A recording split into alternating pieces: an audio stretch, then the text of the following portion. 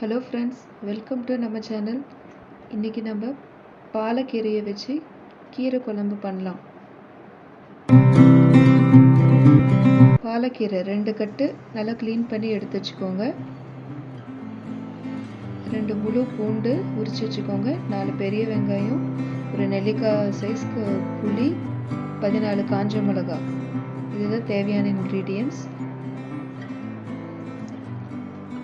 பாலக்கீரையை நல்லா தண்ணி ஊற்றி 2 வாட்டி கழுவி ஃப்ரெஷ்ஷாக எடுத்து வச்சுக்கோங்க.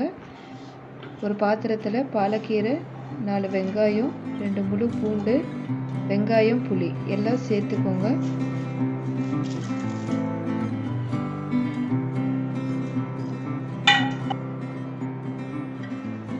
கீரை வேகிறதுக்கு ஒரு சொம்பு தண்ணி ஊற்றிக்கோங்க.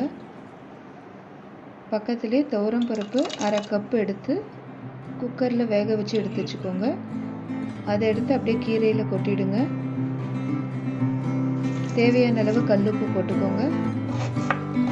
தாளிப்புக்கு வெங்காயம் பக்கத்தில் கட் பண்ணி வச்சுக்கோங்க. கீரை வெந்துட்டுருக்கு. அடி பிடிக்காமல் கலக்கி விட்டுக்கோங்க கீரையை.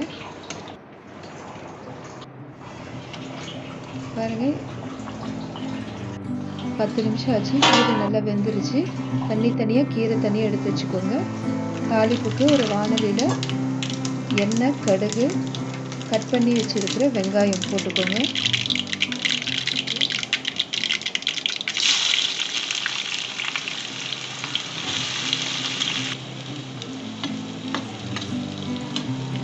கொஞ்சமாக உப்பு, பெருங்காயம் சேர்த்துக்கோங்க.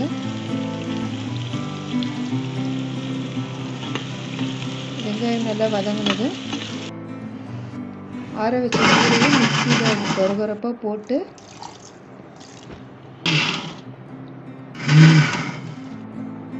இந்த பக்குவத்தில் இருக்கணும்.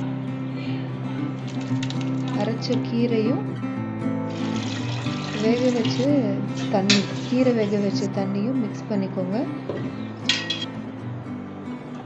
தாளித்து வெங்காயத்தை அதில் போட்டு குழம்பு நல்லா கொதிக்க வைங்க. இந்த இடத்துல உப்பு பத்தலைன்னா தேவையான அளவு உப்பு சேர்த்துக்கோங்க. சுவையான பாலக்கீரை குழம்பு ரெடி ஆயிடுச்சு. இது நம்ம டிஃபனுக்கு காலையில் களியோடு சேர்த்து சாப்பிட்லாம். மதிய சாதத்துக்கும் பாலக்கீரை குழம்பு ஊற்றி சாப்பிட்லாம். குழந்தைங்க நல்லா விரும்பி சாப்பிடுவாங்க.